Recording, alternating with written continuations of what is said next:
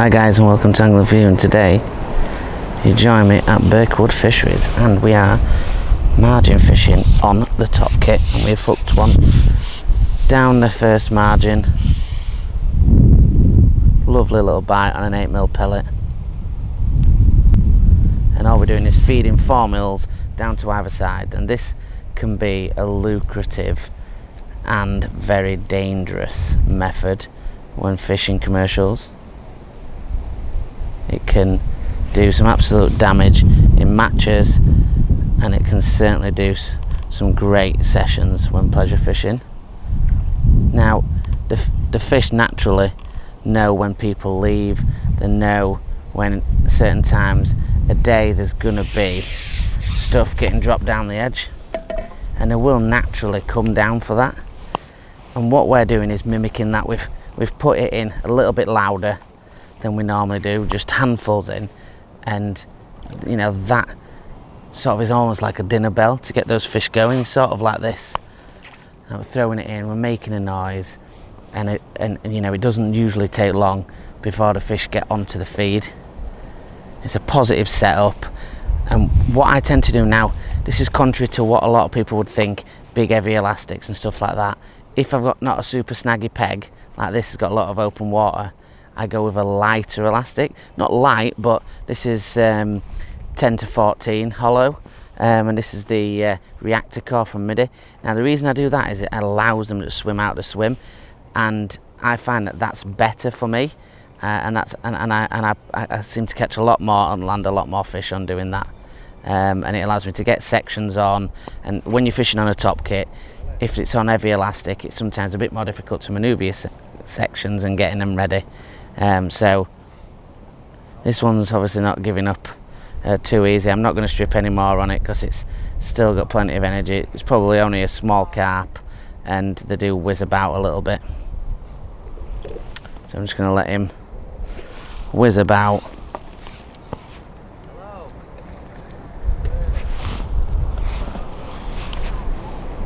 And it's on balance gear, not massive heavy lines, looking at about £5 line and about 4.5 pound uplink, and nothing crazy. If you're going for bigger margin fish, you know that you're going to be hooking into 10-15 pounders, then yeah, of course step it up. But with this light gear, it allows you to steer them out, and if you're not in a particular snaggy venue, get a few in the net. This fish is about 3 or 4 pound, I reckon.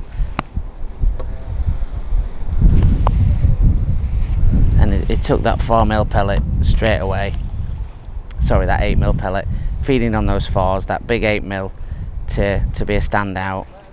I've only got a little 18s MX free matrix hook on, but they're really strong. And they do dig in well, those little matrix hooks.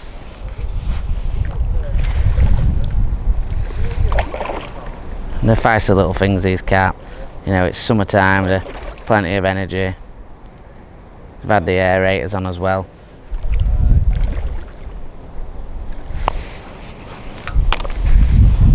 And we're not fishing particularly deep either, sort of 18 inches if that, just to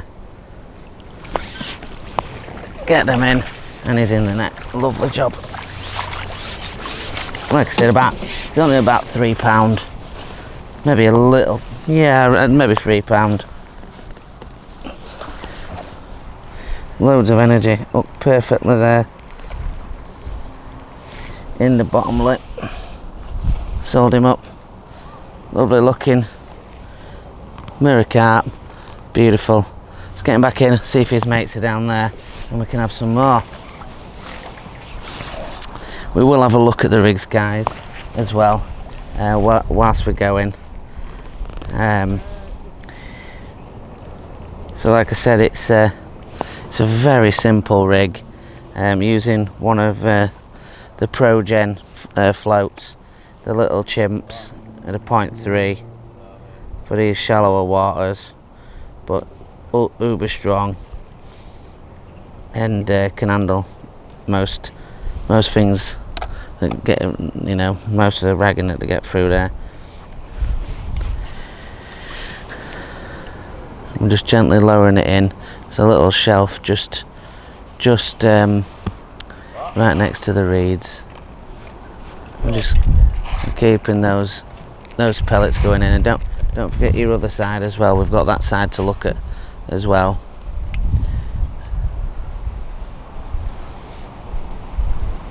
It's about getting yourself nice and set ready. You know, the sections are to hand. With that, like I said, that light elastic allows you to pull up and get hold of the other sections without risk of damaging your top kits or anything like that. Some people like to have those few sections joined on already so they can shuffle them out. Personally, in some scenarios I do, but a lot of the time I don't like things banging behind me. I feel that you can knock it on something and end up bending a section behind you if you're not too careful. But I understand some scenarios does call for it, especially if you've got an awkward peg where you need to shufty them out a little bit. And I've not seen any swirls down my left hand side. Oh, it did go then. We're having a look. We haven't seen any on my left hand side, any movement just as yet. I'm just keeping sort of a little steady few handfuls every so often, just keep that little bit of bait going in. It's summertime, they'll hammer that bait, no problems, eat that bait in no time. No point in being too light with it. Right boys, so the rig, like I said, the hook itself is an MXC size 16 with a small press and band on there. The float is a ProGen 0.3 chimp, like I said, 10 to 14 elastic, nice guru connector, Dacron, really simple, nice and easy. Power micron, we've got what I have, 16 power micron, that's through to an 014 4-inch hook link of, again, I know it's actually a ProGen Gen Pro as the hook link. I've got a little dropper number 10 around an inch away from the hook, and that just keeps the bait stable.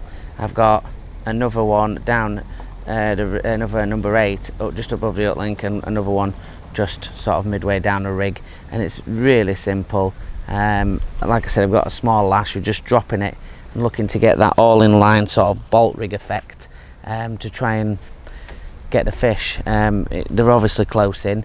It's a little bit fiddly to get them to hook them, but it's not notorious for massive fish close in this venue. So, you know, fingers crossed we'll have a few more and wade us way through the tons and tons of silverfish that are around.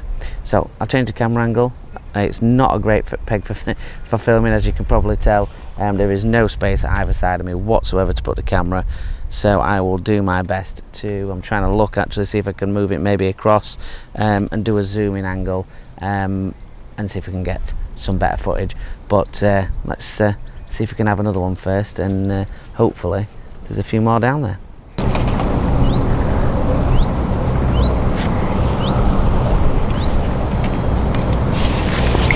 Guys, into one from the other side, and that one took that one almost straight away as well. So first drop we had on it, first drop on this side, second drop on this side. That was the first time we went in there, we didn't have anything. This one's having a little venture to middle of the pond. Get another handful of bait in there. So let him go out there. If he wants to be out there, let him go. If you've got a venue with open water, this is why we got that elastic on, soft elastic.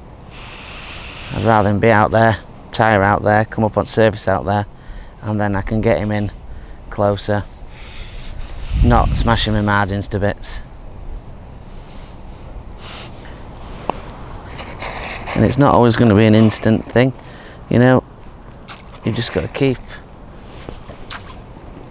your margins fed, keep plodding away, and the fish will come there. You just got to be ready for them when they are. That was a lovely bite. That one didn't even hit a strike, that one.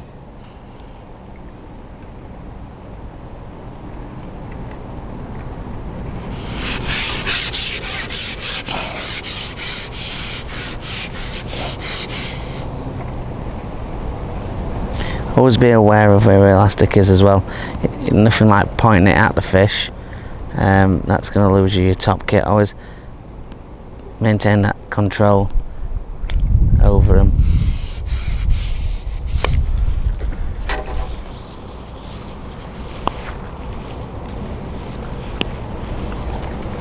Just getting a little bit of elastic back on him. And it does feel a little bit bigger than the last one. I won't say he's absolutely massive, but it definitely feels a bit bigger than the first one we had.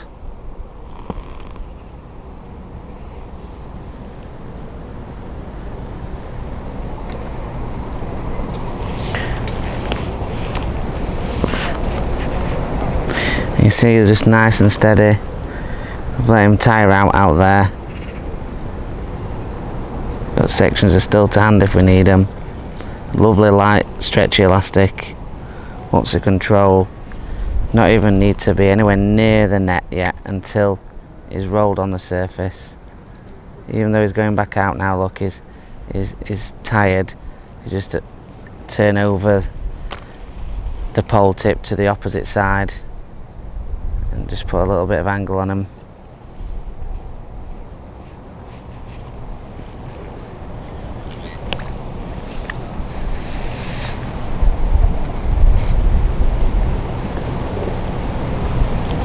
You can feel it through your elastic how it's stretching, and if you need to let a little bit of elastic go, or if you need to chase it out, then you can chase it out.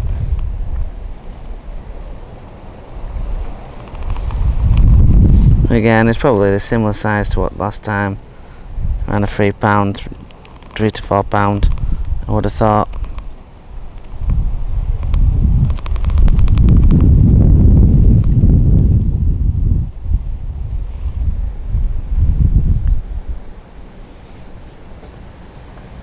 So doing this, the usual cap circling that they do when they're tired out, and they'll just circle around until eventually they come up and we can get them in the net. So nice and relaxed, just roll over your wrists. Again, keep the tension. Sometimes they're only just hooked. You know, if they're going away from you, you want to lower the tip, put the angle back on, and again straighten up. Now it's going to the left, we're turning his body, and the pole tip low, and as you see straight away it comes back under control. Same again, turn over the pole, absorb that run.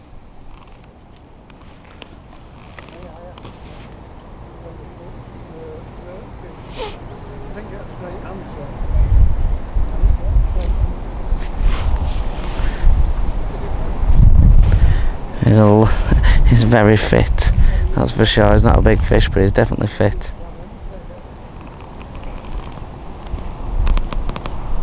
And of course you can have, you know, stronger elastics if you really want stronger elastics, and no one's saying you can't do that. I just like the fact that, you know, you can get them out to swim, and you know, it just for me works really well. I did well fishing sort of lightish elastics on the match we fished the other Members Day the other day. Ended up managing to sneak the win, as I'm sure a few of you have seen. But again, we weren't fishing on really heavy gear. This was one of the rigs that I was using, the mugging rig. This was the elastic I was using. There he goes. He's been up for a little bit of air, so we just got the net ready.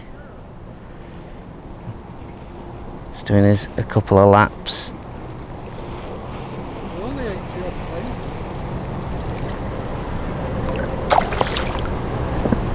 It's like a nice little mirror.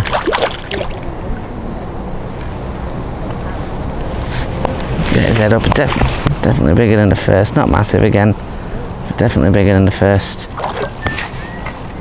heads up and is in the net. Shuffle that little bit of netting in, and he's in safely in the net, and he's probably pushing sort of the £5 mark. I'll see if we can get him unhooked for you and lifted up, hooked perfectly in the corner of the mouth. Absolute, never coming out that, right in the corner muscle of the mouth. Probably about 4.5, I would have said, kind of pound. A little bit bigger than the other one. Beautiful fish, even holding his fin up for the camera. Lovely job. Let's get him back in. Right guys, well hopefully that's helped you out, and nice couple of fish from down the edge later on. Like I said, it's not really the kind of pond that not certainly on these pegs, that it's really an edge line. It is quite shallow. You're looking over the other side really to get some good edge work going on, but you can see it can be a deadly and dangerous scenario using that Topkit. As long as it's set up properly and you know you've got the elastic and everything balanced out, it can be a really deadly thing to use towards the end, especially towards the end of the session.